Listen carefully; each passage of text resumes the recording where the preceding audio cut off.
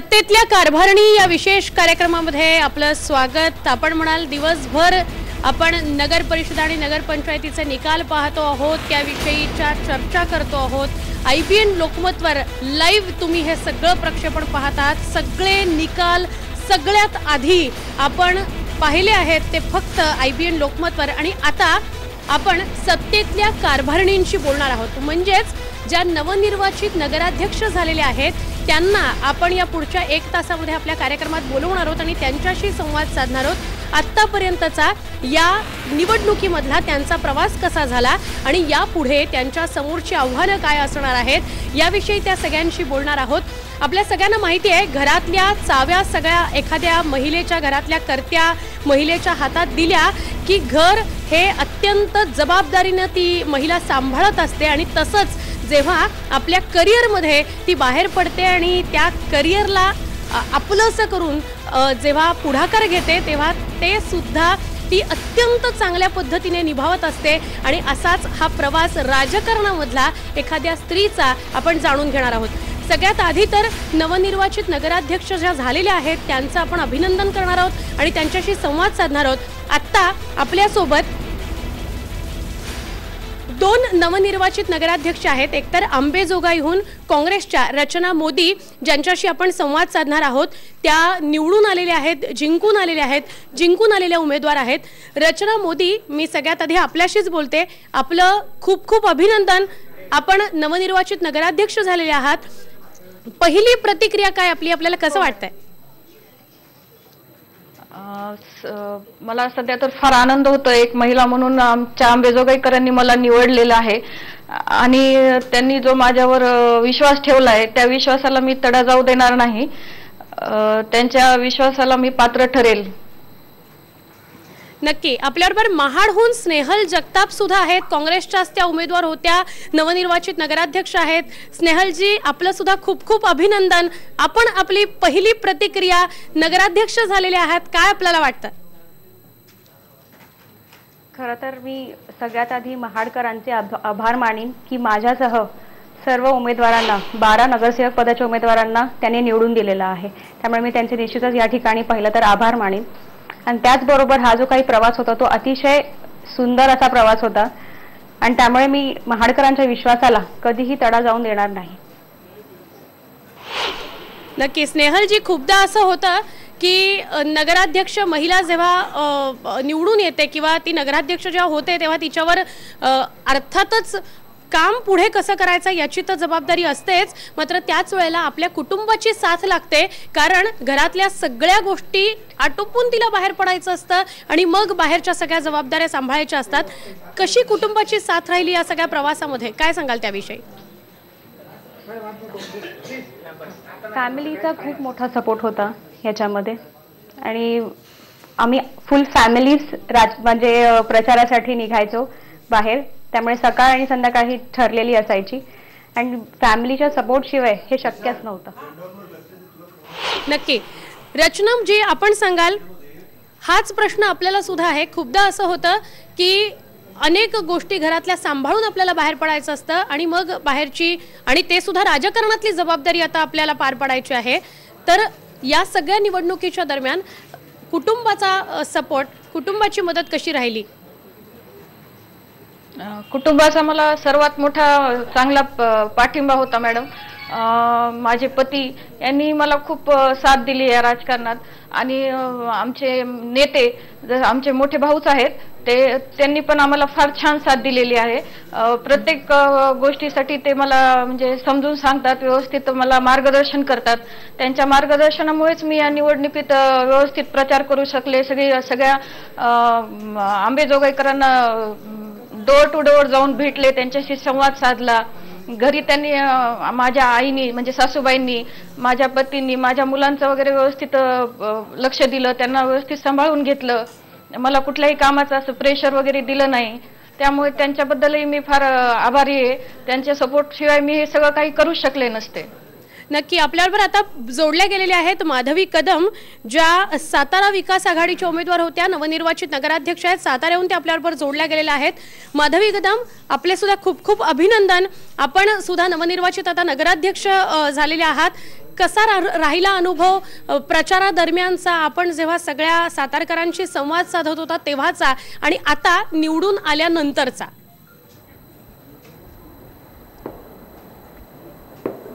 मी ज्यावेळी प्रचाराच्या निमित्तानं वेगवेगळ्या वॉर्डमधून किंवा म्हणजे प्रभागातून फिरत होते तिथल्या नगरसेवकांच्या बरोबर आणि त्याच्यानंतर उदयनराजेंच्या बरोबर पण फिरले, पण मी ज्यावेळी फिरले त्यावेळी लोकांनी इतके आलोट आणि अफाट प्रेम दाखवले, तर त्यांच्या प्रेम बघून मला म्हणजे आजचं जी पावती आहे ती त्यांच्या प्रेमाचीच पावती आहे असं मला वाटते. नक्की एक मुद्दा प्रकर्षाने बघायला मिळतो सगळ्याच निवडणुकांच्या माध्यमातून की जेव्हा कधी महिला उभी राहते तेव्हा जरी महिला उमेदवार निवडून आली तरी सुद्धा सगळी सूत्र ही तिच्या मोठ्या भावाकडे किंवा नवऱ्याकडे अशी असतात, असंच चित्र निर्माण केलं जातं आणि तसंच पाहिलं जातं. आपण जेव्हा आता नवनिर्वाचित नगराध्यक्ष म्हणून निवडून आलेले आहेत, आपल्याला काय वाटतं आता सगळे निर्णय आपल्याला घ्यायचे आहेत, प्रायोरिटी त्या दृष्टीने डिसाईड करायची आहे, हे सगळं कसं असणार आहे? माधवीताई. नाही, ज्यावेळी आता मी हे सूत्र हाती घेईन तर त्यावेळी जे काही निर्णय असतील तर ते माझे मीच घेईन. कारण एक तर असं आहे की माझे पती हे स्वतः डॉक्टर आहेत, त्यांचा स्वतःचा व्यवसाय आहे, त्याशिवाय म्हणजे त्यांचं ते नोकरी करतात, ते क्लास 1 ऑफिसर आहेत, त्यामुळं त्यांचं काम चालू असतं. त्यामुळे जे माझं जे काम आहे ते माझं मीच आणि सक्षमपणे निर्णय घेईन ते सगळे. नक्की हाच प्रश्न मला स्नेहलजी आपल्याला सुद्धा विचारायचा आहे. अशा दृष्टीने पाहिलं मात्र नक्की जातं की जरी स्नेहल जगताप निवडून आले असल्या तरी सुद्धा त्यांचे सगळे निर्णय त्या घेतील का, कसा गाडा सगळ्या राजकारणाच्या त्या हाकतील असा एक प्रश्न असतो. तर कसं या सगळ्याला उत्तर द्याल तुम्ही? नक्की सगळी सूत्र माझ्या हातात असणार आहेत आणि माझे वडील राजकारणात आहेत, त्यामुळे त्यांचं मार्गदर्शन हे नेहमीच माझ्या सोबत असणार आहे. त्यांच्या मार्गदर्शनाखालीच आणि त्यांचे जे काही विचार असतील ते सगळे लक्षात घेऊन प्रत्येक गोष्टीसाठी निर्णय घेण्यासाठी मी सक्षम असणार आहे. नक्की. रचना मोदी, आपण काय सांगाल?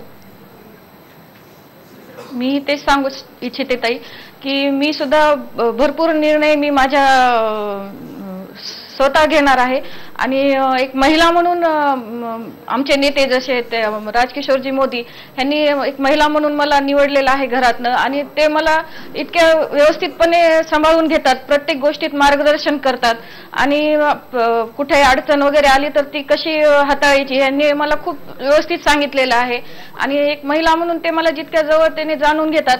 तसेच मलाही वाटतं की अंबेजोगाईमध्येही ते एक महिलांना छान प्रकारे त्यांच्या म्हणजे अडचणीवर उत्तर वगैरे देऊ शकतील, त्यांच्या अडचणी सोडवू शकतील. तसेच महिलांसाठी त्यांनी बरेच काही काम केलेले आहेत आणि त्याद्वारे मी सुद्धा महिलांसाठी फार काम करण्याची इच्छा आहे. त्यांच्यासाठी महिला बचत गटाद्वारे उद्योगधंद्यासाठी, बचत गटासाठी कर्ज देण्यासाठी काम करणार आहे. नक्की आपल्या सगळ्यांशी खरं तर मनमोकळा संवाद साधायचा आहे. आपण सुद्धा आमच्या माध्यमातून प्रेक्षकांपर्यंत पोहोचताय, त्यामुळे आपण सुद्धा खूप मनमोकळा संवाद साधावा अशी मी विनंती करेन. स्नेहलजी, जसं काही क्षणापूर्वी आपण म्हणालात की आपले वडील राजकारणामध्ये आहेत, त्यामुळे त्यांचा पाठिंबा, त्यांचं मार्गदर्शन तर राहणारच आहे. मात्र त्याच वेळेला कधी आपल्याला स्वतःला असं वाटलं होतं की राजकारणामध्ये आपण प्रवेश कराल किंवा त्या अनुषंगानेच आपण काही वर्षांपूर्वीपासून प्रवास सुरू केलाय? काय या बाबतीत घडलं आपलं? तसं तर मी लहानपणापासूनच त्यांना काम बघत आलेले आहे, काम करताना जवळून अगदी. आणि त्याच्यामुळे त्यांच्या म्हणजे विधानसभेच्या निवडणुकीपासूनच मी राजकारणामध्ये बाहेर पडले. त्यांच्या प्रचार असेल किंवा काही, आणि त्याच्यातूनच एक राजकारणाची गोडी म्हणजे समाजसेवेची गोडी मला आधीपासूनच होती. त्यामुळे माझ्या जनतेसाठी काहीतरी करणं हे नेहमीच मी ठरवलेलं होतं आणि त्यामुळे आज माझ्या जनतेने ती मला साथ दिलेली आहे आणि निश्चितच मी त्यांची साथ म्हणजे की कायम माझ्याबरोबर राहणार आहे, त्यासाठी मी प्रयत्न करणार आहे. अर्थातच. माधवीताई, आपण सांगाल की आपल्याला असं कधी वाटलं होतं की खूप मोठ्या जबाबदारीनिशी आपण राजकारणामध्ये उतराल आणि पुढचा प्रवास कराल?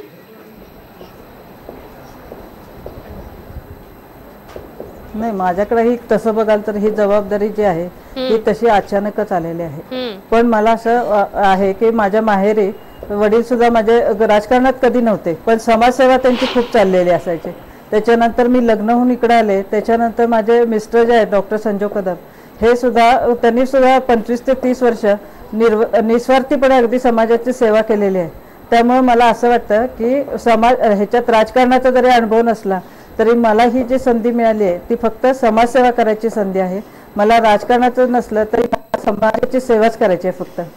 त्यामुळे मला ही एक चांगली संधी मिळाली आणि मी त्याचा पुरेपूर जनतेसाठी फायदा करून घेईन असं वाटतं।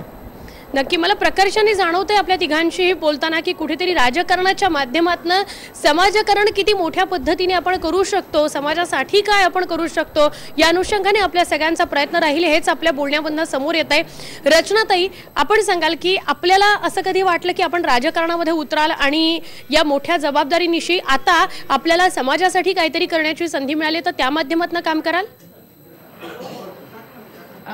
तसं तर मी आधी कधी विचारही केला नव्हता की मी राजकारणात कधी पुढे येईल, कारण मला लहानपणापासून राजकारणाची एवढी आवड नव्हती, त्याबद्दल काही एवढं म्हणजे आकर्षणही नव्हतं। पण नंतर लग्न झाल्यानंतर इकडं सासरी आमचे मोठे भाऊ यांना राजकारणात पाहिल्यानंतर त्यांची समाजसेवेसाठी जी तळमळ आहे आणि अंबेजोगाईकरांसाठी त्यांनी फार तळमळ करतात कामासाठी, अंबेजोगाईच्या विकासासाठी त्यांची तळमळ, त्यांचे काम पाहून मला त्यांना साथ देण्याची इच्छा झाली व त्यांनी माझ्यावर विश्वास ठेवला आणि त्यांच्या विश्वासावर आणि अंबेजोगाईकरांच्या विश्वासावर मी नक्कीच काम करेल आणि अंबेजोगाईचा विकास नक्कीच करेल। अगदी, पण जसं तुम्ही म्हणालात रचनाताई की असा विचारच तुम्ही केला नव्हता की निवडणुकीमध्ये कधी तुम्ही याल किंवा राजकारणामध्ये कधी तुम्ही याल, पण मग या प्रचारादरम्यानचा अनुभव काय राहिला? राजकारण हे असं असतं का, असा कधी प्रश्न पडला का प्रचार करताना? नाही, असा कधीच प्रश्न पडला नाही, कारण आमच्या भावानी जसं इतकं छान म्हणजे व्यवस्थित अंबेजोगाईत काम केलेलं आहे, त्यांना लोकांचा जनतेचा इतका छान प्रतिसाद आहे की कधी आम्ही राजकारण करतोय कधी मला जाणवलंच नाही। एक समाजकारण, एक लोकांसाठी काम करण्याची जिद्द, धडपड हेच मला दिसलंय आणि लोकांनी इतका छान प्रतिसाद आम्हाला दिलेला आहे, त्याबद्दल मी त्यांची फार ऋणी आहे जनतेची। नक्की, आपल्या तिघांची मला अधिक बोलायचं आहे। आता या पुढची आपल्या तिघांसमोरची आव्हानं काय आहेत, आपापल्या परिसरातले प्रश्न काय आहेत, ते आपण कसे सोडवणार आहात हे सुद्धा मला जाणून घ्यायचं आहे। अजून काही नवनिर्वाचित नगराध्यक्ष महिला आहेत ज्या आपल्या सोबत या कार्यक्रमामध्ये जोडल्या जातील। एक छोटासा ब्रेक घेऊया, लगेच भेटूया। पहा फक्त IBN लोकमत।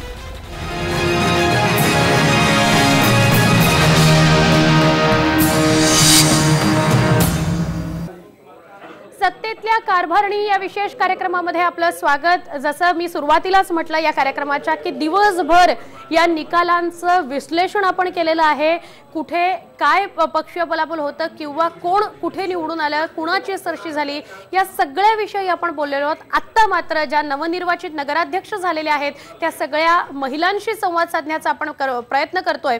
यामध्ये आपल्या सोबत आत्ता माधवी कदम आहेत साताऱ्याहून, सातारा विकास आघाडीच्या नवनिर्वाचित नगराध्यक्ष त्या झालेल्या आहेत, विजयी उमेदवार आहेत। स्नेहल जगताप आहेत महाडहून, काँग्रेसच्या ज्या नवनिर्वाचित नगराध्यक्ष झालेल्या आहेत, आणि रचना मोदी आहेत अंबेजोगाईहून, काँग्रेसच्याच उमेदवार ज्या नवनिर्वाचित नगराध्यक्ष झाले आहेत। या तिघांशीही आपण संवाद साधतोय। माधवीताई, मी तुमच्यापासून सुरुवात करीन। जसं मी म्हटलं की आता मात्र या पुढची आव्हानं असणार आहेत, काम करण्यासंदर्भातली आपली प्रायोरिटी काय असणार आहे, प्रथमदर्शनी आपलं काय काम असणार आहे आपल्या कामाच्या माध्यमातून, तर तुम्ही काय सांगाल, काय नेमके प्रश्न आहेत आपल्या परिसरातले आणि कशा पद्धतीने ते सोडवणार आहात?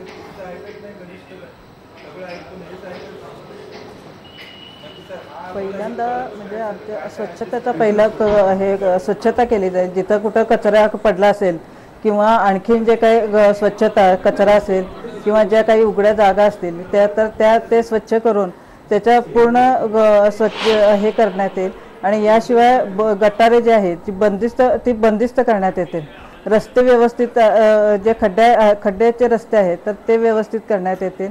याशिवाय पाण्याची जी सोय आहे तर ती सातारसाठी पहिली गैरसोय म्हणजे ती पाण्याची, तर ते आता येत्या 5 वर्षात कास धरणाची उंची जी आहे ती जवळजवळ 16 मीटरनी वाढवण्यात येणार आहे।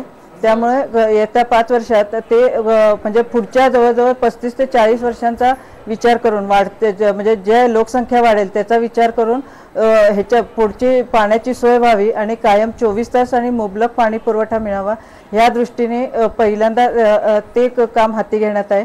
येत्या 5 वर्षात तो पाठपुरावा केला जाईल। याशिवाय ह्याच्यावर नाक्यावर जे ट्रॅफिकची समस्या आहे तिथे एक उड्डाण पूल बांधला जाणार आहे, तर ते सुद्धा ह्या येत्या 5 वर्षात ते ह्यांनी प्राधान्याने ते काम पूर्ण करण्यात येईल.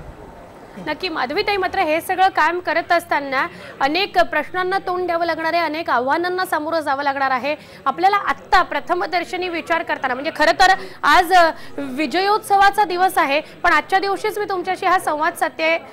मला सांगाल की कसं मग या सगळ्या आव्हानांना आपण तोंड देणार आहात, याविषयी काही एक साधारण आराखडा आपल्यासमोर तयार असेल?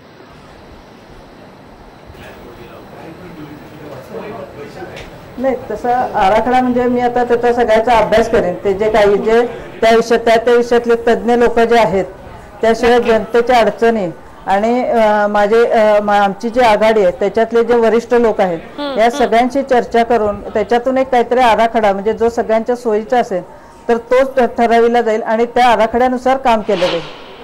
नक्की. मला स्नेहलजी आणि रचनाजींशी पण बोलायचं आहे, मात्र अजून एक नवनिर्वाचित नगराध्यक्ष आपल्याबरोबर जोडल्या गेलेले आहेत. या आहेत देवळीहून सुचिता मडावी, भाजपच्या उमेदवार होत्या, नवनिर्वाचित नगराध्यक्ष झालेल्या आहेत. सुचिताजी, आपलं सुद्धा खूप खूप अभिनंदन. आपण जिंकून आलेले आहात, निवडून आलेले आहेत. आपला पहिला अनुभव काय, पहिली प्रतिक्रिया काय, काय वाटतं आता निवडून आल्यानंतर आणि आजूबाजूला सगळ्यांमध्ये जे आनंदाचं वातावरण आपण आपल्यासाठी बघताय त्याबद्दल?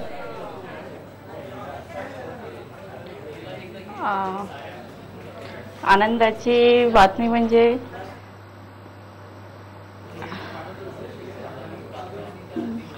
बोला की मी तिथून निवडून आली आणि मला समोर जनतेची सेवा करण्याची संधी मिळणार आहे आणि ते मी पूर्ण करणार आहे.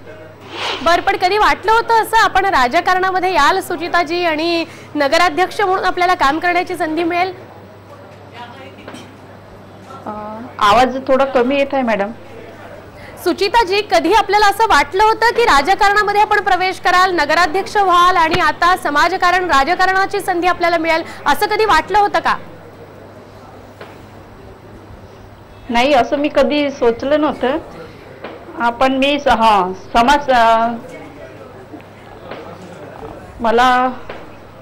मी असं कधी सोचलं नव्हतं, पण आता मला जनतेने संधी दिली आहे तर ते मी पूर्ण करणार. नक्की. स्नेहलजी, जरा आवाज कमी जातोय ताईंपर्यंत, मात्र आपण पुन्हा त्यांच्याशी बोलूया. स्नेहलजी, आपण सांगाल मला आपल्या समोरचे काय आव्हान आपल्याला वाटतात किंवा कशा पद्धतीने आता काम करावं लागणार आहे? पहिलं आपलं काय काम असणार आहे प्रायोरिटीने असं वाटतं आपल्याला? विकासाचं मंत्र घेऊनच एक तर मी जनतेसमोर गेलेली होती आणि आमचं मंत्र आणि जे विकासाचं मंत्र आहे ते अगदी क्लिअर आहे. स्वच्छ महाड, सुंदर महाड आणि डिजिटल महाड.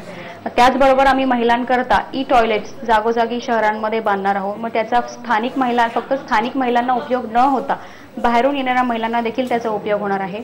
त्याचबरोबर एक मी तरुण असल्या कारणाने तरुणांची देखील माझ्याकडून अपेक्षा आहे. मग त्यांच्यासाठी जागोजागी फ्री वायफाय सेवा असेल, त्याचबरोबर डिजिटल लायब्ररी असेल आणि त्याचबरोबर ज्येष्ठ नागरिकांसाठी नाना नानी पार्क असेल, लहान मुलांसाठी छानशी बाग असेल आणि त्याचबरोबर रस्ते, पाणी आणि ह्या ज्या सगळ्या गोष्टी आहेत या बेसिक गोष्टी आहेत आणि त्या तर आम्ही पूर्ण करणारच आहोत.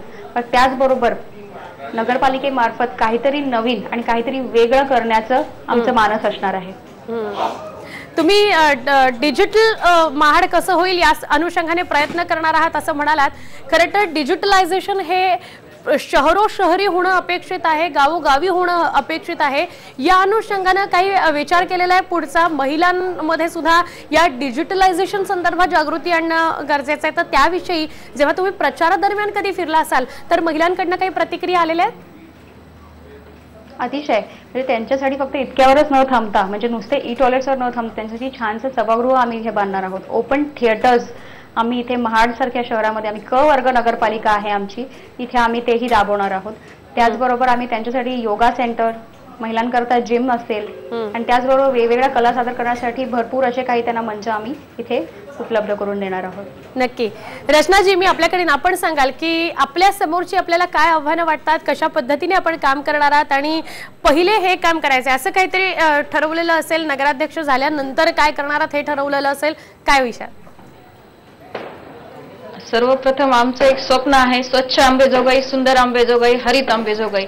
हे स्वप्न आम्ही उराशी बाळगून हे कार्य पूर्ण करण्याचा कटोशीने प्रयत्न करणार आहोत। आणि जसे सर्व वार्डातले उमेदवार आमचे निवडून आलेले आहेत, दुसऱ्या पक्षाचे उमेदवार निवडून आलेले आहेत, सर्व नवनिर्वाचित नगरसेवकांना आम्ही सोबत घेऊन ज्यांना त्यांना त्या वार्डातली कामं जाणून घ्यायची, तिथल्या लोकांचे काय अडचणी आहेत, काय त्यांना त्रास आहे तो जाणून घेण्यासाठी प्रत्येक नगरसेवकाला सांगेल, त्यांनी त्यांच्या अडचणी त्रास आमच्याकडे घेऊन यावे आणि तो सोडवण्याचा प्रयत्न आम्ही करणार आहोत। आणि प्रत्येक ठिकाणी महिलांसाठी सुद्धा इथे स्वच्छतागृह वगैरे नाही आहेत, गर्दीच्या ठिकाणी वगैरे स्वच्छतागृह उभा बांधण्याचा प्रयत्न आहे। तसेच रचनाजी आता आपण बोलताना असं म्हणालात की नगरसेवक सगळे जे आहेत त्यांना सोबत घेऊन काम करण्याचा प्रयत्न करणार, कुठेतरी कधीतरी महिलांसाठी हेच कठीण पडतं की सगळ्यांना एकत्र घेऊन जाणं, त्या सगळ्यांचे वेगवेगळे विचार वेगवेगळे विषय हे सगळे एकत्रित घेऊन पुढे जाणं आपल्याला वाटतं थोडं कठीण असणार आहे। कठीण तर असणार आहे, पण आपण सगळ्यांना जर मिळून एक प्रेमाने आपुलकीने जर आपण सगळ्यांशी राहिलो, सगळ्यांना सोबत घेण्याचा प्रयत्न केला तर नक्कीच सगळे साथ देतील आणि चांगल्या कामासाठी कोणीही त्रास देत नाही। आणि आंबेजोगाईकरातले लोक इतके सुसंस्कृत आहेत की कुठल्याही कामाला त्रास देत नाहीत। नक्की। सुचिताताई आपल्यापर्यंत आवाज येतोय आता? हो, येत आहे। आपण सांगाल आपल्या पुढची काय आव्हानं असणार आहेत, कसा पुढचा आपला प्रवास असणार आहे, काय आपण ठरवलंय, नगराध्यक्ष झालाय त्यानंतर आता कशा पद्धतीने कामाची आखणी आपण करणार आहे? नगराध्यक्ष झाल्याच्या नंतर आमच्या गावाचा तसं पुढे 5 वर्षामध्ये पुष्कळ काही असा विकास झालेला आहे। आता जो राहिलेला विकास आहे तो आम्ही पूर्ण करू आणि पूर्ण करणार आम्ही तो।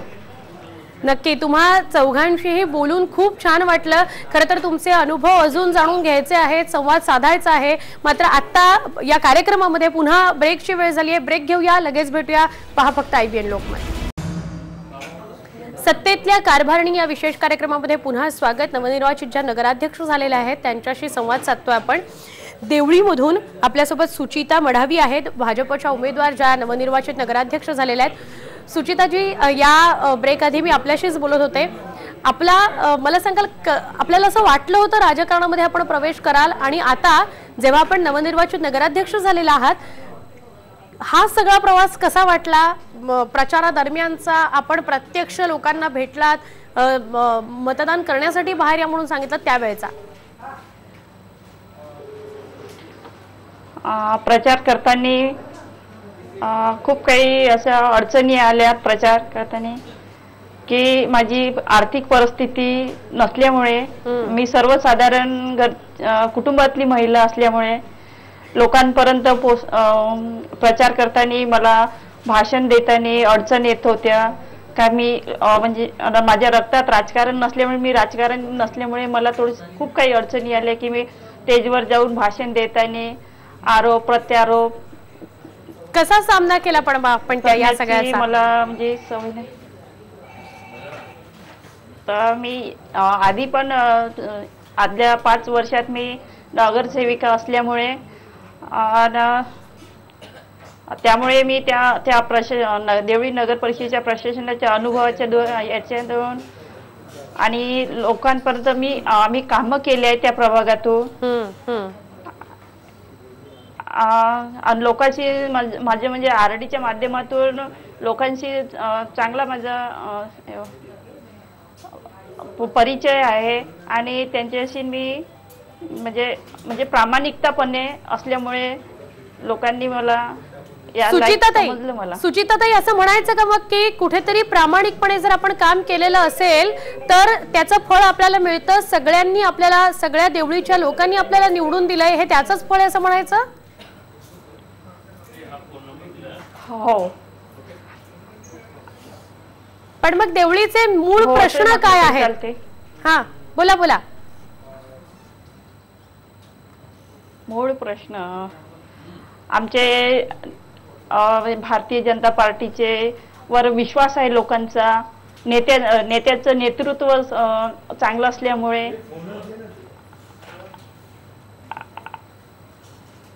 त्यामुळे लोकांचा आम्हाला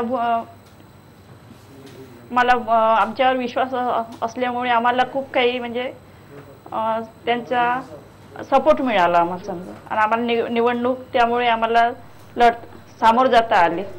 खरं म्हणजे आपल्याला असं म्हणायचं की आपल्या पक्षाच्या माध्यमातून काम तर होतच, मात्र पक्ष नेतृत्वाची खूप मोठी साथ होती, म्हणून ही निवडणूक किंवा हा जो निकाल आहे तो थोडा सोपा गेला असं म्हणायचंय आपल्याला.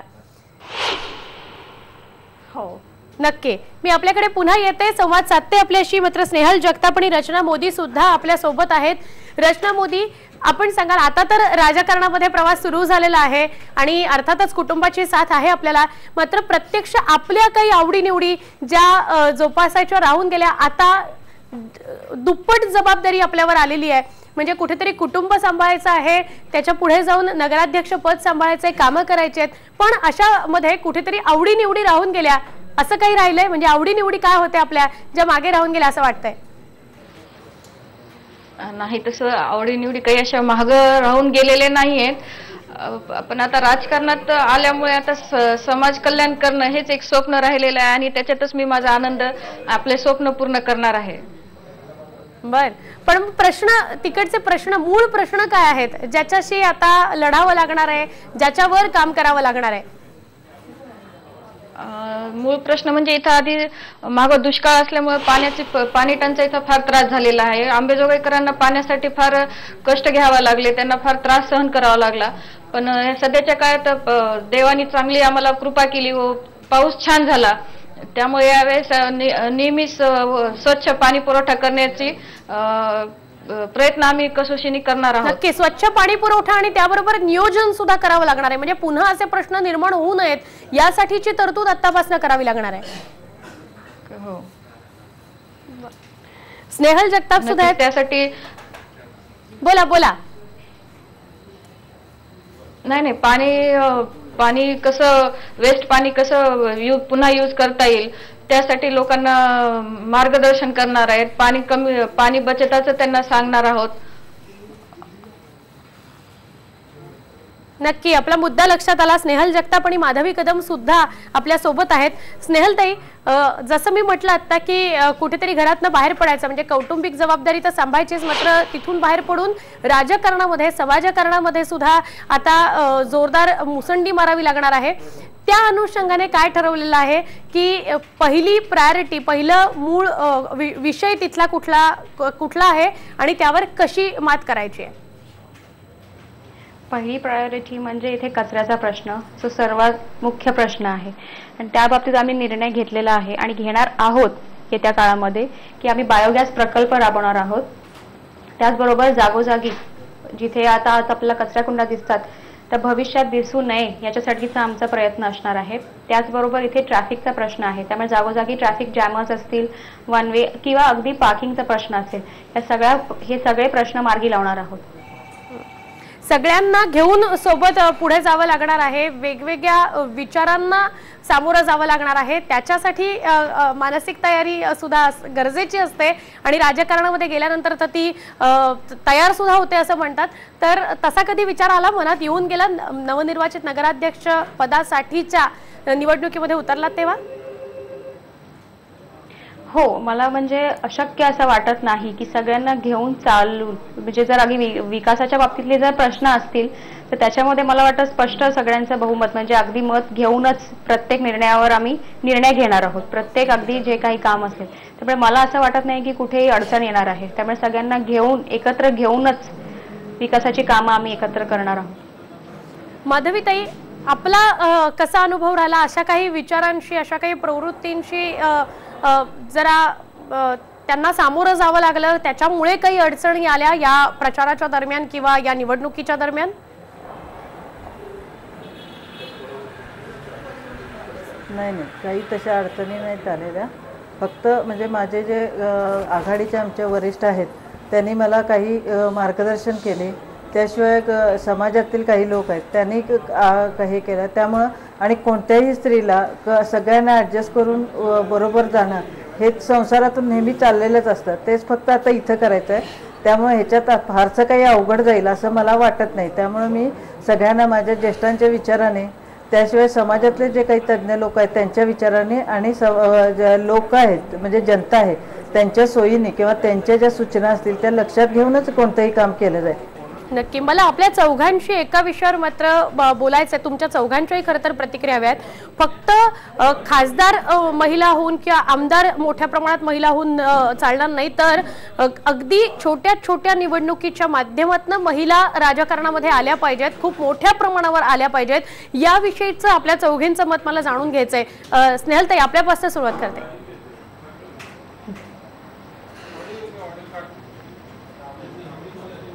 आवाज येत नाहीये मला तुमचा. स्नेहलताई, प्रश्न असा होता की फक्त जास्त म्हणजे मोठ्या प्रमाणामध्ये महिला खासदार किंवा महिला आमदार इतकंच थांबून चालणार नाही, तर अगदी छोट्या छोट्या निवडणुकीच्या माध्यमातून महिला राजकारणामध्ये आल्या पाहिजेत, जेणेकरून खूप मोठ्या प्रमाणात बदल महिला घडवू शकतील असं आपल्याला वाटतं का? हो, निश्चितच. काँग्रेस पक्षाने नेहमीच सगळ्या समाजाला एकत्रितपणे घेऊन आज काम केलेलं आहे. त्यामुळे आमचे जे नेत्या आहेत आदरणीय सोनियाजी गांधी, त्यांनी आम्हाला जो हक्क दिलेला आहे 50% आरक्षण देऊन, त्यामार्फतच आज मी इथे निवडून आलेली आहे. आणि त्यामुळे मला असं वाटतं की नुसतं खासदार आणि आमदार महिला आज ज्या आपल्याला दिसत आहेत, त्याचबरोबर अशा नगरपालिकेमार्फत नगराध्यक्ष म्हणून आज जागोजागी आपल्याला महिला दिसत आहेत. खरंय, म्हणजे तुम्हालाही हेच म्हणायचं की 50% आरक्षण हे फक्त कागदावर राहू नये, तर खूप मोठ्या प्रमाणात महिलांनी राजकारणामध्ये आलं पाहिजे, जेणेकरून त्यांच्या हातून समाजकारण घडेल. समाजकारण, हो नक्कीच. रचनाताई, तो अधिकार दिलेला, त्यामुळे महिला ही सक्षम बनलीच पाहिजे. अर्थातच अर्थातच. रचनाताई,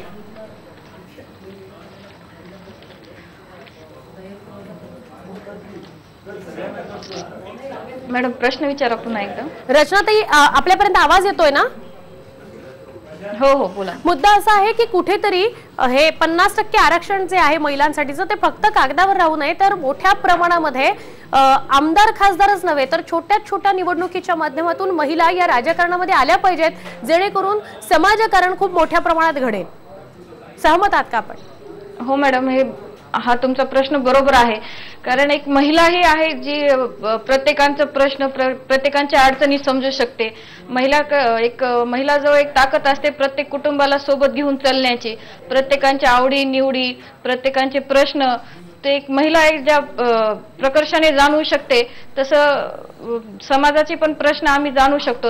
आणि फक्त राजकारणात वगैरे महिला असून चालणार नाही, तर प्रत्येक घरातील महिलांनी शिक्षण घेऊन आपल्या घरातून समाजकारण करायला पाहिजे. अगदी सहजी भाव जो एका महिलेच्या अंगी असतो, त्या माध्यमातून समाजकारण, राजकारण आणि समोरचे समाजातले जे प्रश्न आहेत ते सोडवण्याची एक नैसर्गिकच भावना त्यांच्यामध्ये असते असं आपण म्हणताय. माधवीताई, आपल्याला सुद्धा हाच प्रश्न आहे की आपल्याला असं वाटतं की अगदी तळागाळातल्या महिलेने या राजकारणामध्ये आलं पाहिजे, समाजकारणामध्ये आलं पाहिजे?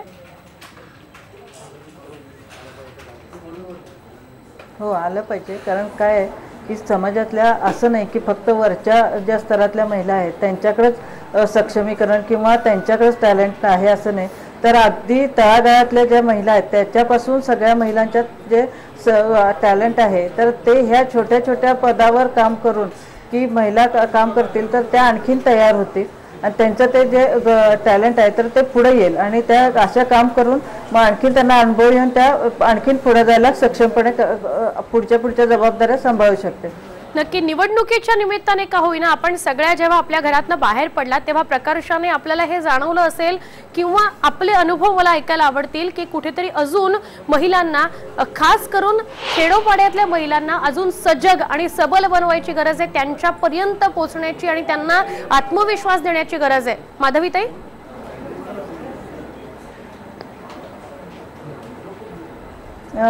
जरा मला प्रश्न परत विचारा.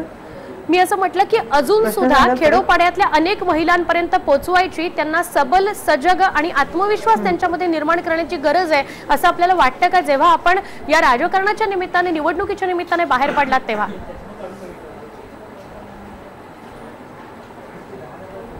कसं होतं, बस खूप स्त्रियांच्यातून टॅलेंट आहे किंवा पण ते फक्त बाहेर काढणं गरजेचं आहे. हे काय होतं, अशा जर त्यांना काही पदं मिळाली किंवा काही जर कामं करण्याची संधी मिळाली तर ते त्यातून नक्की पुढे येईल असं हे वाटतं. म्हणजे खात्री आहे त्यामुळे ते ह्याच्या छोट्या छोट्या पदांच्यावर काम करून महिला नक्कीच सक्षम होतील. नक्की, म्हणजे आपल्याला असं म्हणायचं आहे आत्मविश्वास महिलांमध्ये आहेच, त्यांना संधीची गरज आहे, ती जर मिळाली तर त्या महिला त्या संधीचं सोनं करू शकतील. सुचिताताई, थोडक्यात मला आपल्याकडनं सुद्धा याच प्रश्नाचं उत्तर हवं आहे की अजून सुद्धा खेडोपाड्यातल्या महिलांपर्यंत पोहोचण्याची, त्यांना सजग आणि सबल करण्याची गरज आहे असं आपल्याला वाटलं का जेव्हा आपण बाहेर पडलात या निवडणुकीच्या निमित्ताने? हो, त्यांच्यापर्यंत पोहोचलेच पाहिजे आपण, आणि त्यांना राजकारण काय हे कळायलाच पाहिजे महिलांना. अगदी, मी आपल्या सगळ्यांशी पुन्हा बोलते, मात्र सुचिताताईंचा मुद्दा महत्वाचा आहे की राजकारण काय आहे हे प्रत्येक स्त्रीला कळलं पाहिजे. समाजकारण राजकारणाच्या माध्यमातून आपण करू शकतो हे प्रत्येक स्त्रीच्या मनात रुजलं पाहिजे, आणि त्या प्रत्येक स्त्रीने बाहेर येऊन आपल्या माध्यमातून आपल्याला काय काम करता येईल हे पाहिलं पाहिजे. तर आपण खूप मोठ्या प्रमाणात बदल या समाजामध्ये घडवू शकतो. पुन्हा बोलणार आहोत, मात्र एक छोटासा ब्रेक या कार्यक्रमामध्ये घेऊया. पहा फक्त IBN लोकमत. सत्तेतल्या कारभारणी या विशेष कार्यक्रमामध्ये आपलं स्वागत. नवनिर्वाचित नगराध्यक्ष ज्या झालेल्या आहेत त्या महिलांशी संवाद साधण्याचा प्रयत्न आपण करतो आहोत. यामध्ये साताऱ्याच्या माधवी कदम सातारा विकास आघाडीच्या ज्या आपल्या सोबत आहेत चर्चेमध्ये, स्नेहल जगताप आहेत महाडच्या काँग्रेसच्या उमेदवार राहिलेल्या होत्या, रचना मोदी अंबेजोगाईहून काँग्रेसच्याच उमेदवार नवनिर्वाचित नगराध्यक्ष, आणि सुचिता मढावी या देवळी येथून भाजपच्या उमेदवार ज्या निवडून आलेल्या त्या चौघींशी आपण संवाद साधतोय. मी सुचिताजी आपल्यापासून सुरुवात करीन. परत एकदा आपण मला सांगाल, जेव्हा पहिल्यांदा म्हणजे साधारणपणे किती वाजता कळलं की आपण निवडून आलेले आहात, उमेदवार सगळ्या मतदारांनी आपल्याला कौल दिलेला आहे, आणि त्यानंतर पहिलं काम आपण काय केलं? पुन्हा प्रश्न सांगा मॅडम. सुचिताताई, आपल्याला कधी कळलं की आपण निवडून आलेले आहात, आपण जिंकलेले आहात, आणि त्यानंतर पहिलं काम आपण काय केलं? म्हणजे आपण आपल्या घरच्यांना फोन केला असेल, किंवा आपण देवाचे आभार मानले असतील, आपण आपल्या पक्षप्रतिनिधींना फोन केला असेल, पहिलं काम काय केलं आपण निवडून आल्यानंतर, आणि किती वाजता कळलं आपल्याला मुळात जिंकलात आपण? निवडून आल्यावर मला 1:30 वाजता कळलं. तेव्हा मी देवाचे मंदिरात जाऊन धन्यवाद केलं देवाला, आणि तसेच आमचे तलस साहेब ते आमचे खासदार, त्यांचं नेतृत्व असल्यामुळे मी त्यांना नमस्कार केला, आणि नंतर रॅलीमध्ये आम्ही विजयी रॅली जी असते तिच्यामध्ये आपण सहभागी झाला, आनंद व्यक्त केलात. सुचिताताई, मात्र त्यानंतर म्हणजे 1:30 वाजता आपल्याला लक्षात आलं की आपण जिंकलेले आहात, त्यानंतर आतापर्यंत आमच्या कार्यक्रमात सहभागी होईपर्यंत अशी कुठली प्रतिक्रिया, आपलं कौतुक केलं, कोणीतरी असा व्यक्ती घरातलं असेल बाहेरचं असेल, कोणीतरी तुम्हाला खूप तुम्हाला बरं वाटलं ज्यांच्या कौतुकाने, अशी काही प्रतिक्रिया की आमच्यापर्यंत पोचवावं असं वाटेल आपल्याला?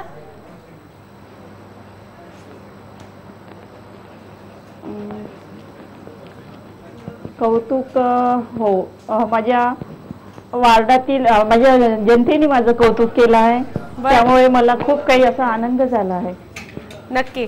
स्नेहलताई, आपण सांगा किती वाजता आपल्याला कळलं आपण जिंकून आलेला आहात, आपल्याला मतदारांनी कौल दिलाय, आणि त्यानंतरची पहिली रिॲक्शन, पहिली प्रतिक्रिया काय होती? आपण कुणाला पहिल्यांदा कळवलं आणि कोणी पहिले कौतुक केलं जे आठवतंय? मला साधारणतः 12:30 पावणे 1च्या दरम्यान मला समजलं, आणि त्यानंतर मी तिथून माझ्या नागरिकांचे, माझ्या जनतेचे आभार मानायला मी गेले, कारण त्यांच्यामुळेच ही संधी मला मिळाली. आणि त्याचबरोबर माझे वडील आदरणीय माणिकराव जगताप साहेब, त्यांना मी भेटले, आणि माझ्या सर्व कुटुंबाला मी भेटले, आणि त्यांनी सगळ्यांनीच माझं कौतुक केलं. नक्की. पण स्नेहलताई, जसं तुम्ही म्हणालात वडील तुमचे पहिल्यापासून राजकारणामध्ये आहेत, मग त्यांची प्रतिक्रिया तुमच्यासाठी खूप महत्वाची असणार, तर त्यांचं पहिलं वाक्य काय होतं? त्यांनी आशीर्वाद दिला मला समाजकारणासाठी, आणि त्यांनी मला तेच सांगितलं की इतक्यावर न थांबता नागरिकांपर्यंत जितपत पोचता येईल, जेवढं पोचता येईल तितकं त्यांनी मला आशीर्वाद दिला की त्यांच्या ज्या नागरिकांशी सतत तुझा संवाद राहिला पाहिजे. हो, अगदी. नक्की. रचनाताई, किती वाजता कळलं की तुम्ही निवडून आलेले आहात, मतदारांनी कौल दिलाय, आणि त्यानंतरचं पहिली प्रतिक्रिया त्यानंतरची, किंवा पहिलं कौतुक जे अजूनपर्यंत लक्षात राहिलंय? मला 12-12:30 दरम्यान 12:30च्या दरम्यान कळालं की मला अध्यक्षपद मिळालेलं आहे. ते कळताच मी सर्वप्रथम देवाचे आभार मानले, मनातून त्याला प्रणाम केला. त्यानंतर घरातील देवाचे दर्शन घेतले, सर्व मोठ्यांचे दर्शन घेतले आणि त्यानंतर माझ्या सासूबाईंनी मला जवळ घेऊन एक आपुलकीने माझ्या डोक्यावर मायेने हात फिरवला आणि माझ्यापेक्षाही जास्त आनंद त्यांच्या डोळ्यात मला दिसून आला व त्यांनी पेढे मागून सर्व घरातल्या सर्व सदस्यांना पेढे खाऊ घातले, मला पेढे खाऊ घातले. त्यांना जो आनंद झाला तो आनंद बघून मला खूप छान वाटलं. खरं म्हणजे आपल्या घरातल्या आपल्या व्यक्तीशी असलेलं नातं जपण्यामध्ये जसे आपण सक्षम ठरलेलो आहोत तसंच समाजाशी असलेलं नातं आता सक्षम करण्यासाठी आपण पुढे जात आहे. रचनाताई. होत आहे. नक्की, आपले खूप खूप अभिनंदन. माझ्या लक्षात आलंय की साधारण काय त्यावेळची परिस्थिती असेल आपल्या घरामध्ये किंवा काय आनंद असेल जे आपल्याला आपल्या सासूच्या डोळ्यामध्ये दिसला. माधवीताई, आपण सांगाल की सुरुवातीला आपल्याला कधी कळलं की आपण जिंकून आलायत, सगळ्या मतदारांनी आपल्याला कौल दिलाय आणि त्यानंतर पासून आमच्या कार्यक्रमामध्ये आता सहभागी होईपर्यंत अशी कुठली तरी एक कौतुकाची थाप की आपल्याला ती कायम लक्षात राहील?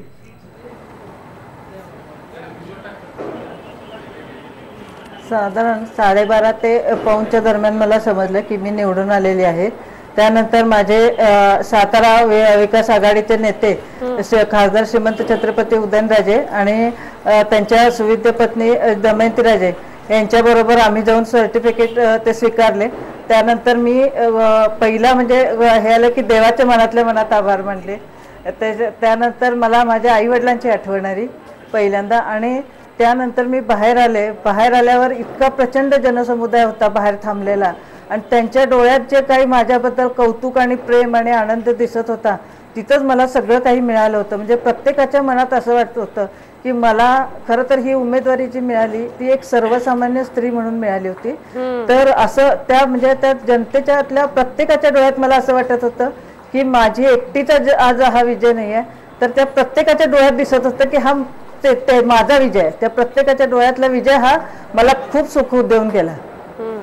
याच अनुषंगाने मला माधवीताई विचारायचे की कुठेतरी आता हे सगळे जे मतदार आहेत ज्यांना काहीतरी अपेक्षा आहेत आपल्याकडनं की आपण हा नगराध्यक्ष जो निवडून दिलेला आहे तो आपलं काम करेल, आपले जे प्रश्न आहेत ते सोडवेल, याची कुठेतरी जबाबदारी त्याचा भार कुठेतरी वाटतोय आता आजपासून? हो, नक्कीच नक्कीच. त्यांनी जी माझ्यावर विश्वास टाकलेला आहे त्याला मी जास्तीत जास्त खरं उतरायचं आणि त्यांचे ज्या काही हे असतील त्यांचं जास्तीत जास्त जनतेसाठी काम करायचं करणार आहे. नक्की, पण कुठेतरी भाषण करणं जे असतं, संवाद कौशल्य जे असायला लागतं त्याचा कुठेतरी प्रश्न आपल्या चौघींपैकी कुणाला जाणवला की आपल्याला आता कसं बोलता येईल किंवा आपल्या मनामध्ये तर खूप आहे करण्यासारखं, सांगण्यासारखं पण खूप आहे की कशा पद्धतीने आपण काम करणार आहोत, पण मग संवाद कौशल्य थोडं कमी आहे किंवा भाषण आपल्याला करता येईल की नाही असं कधी तुमच्या चौघींपैकी कुणाला जाणवलं?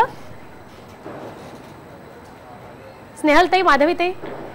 जरा सुरुवातीला वाटत होतं की इतके लोक कसं नाही, सुरुवातीला थोडं वाटत होतं पण नंतर नाही त्रास झाला.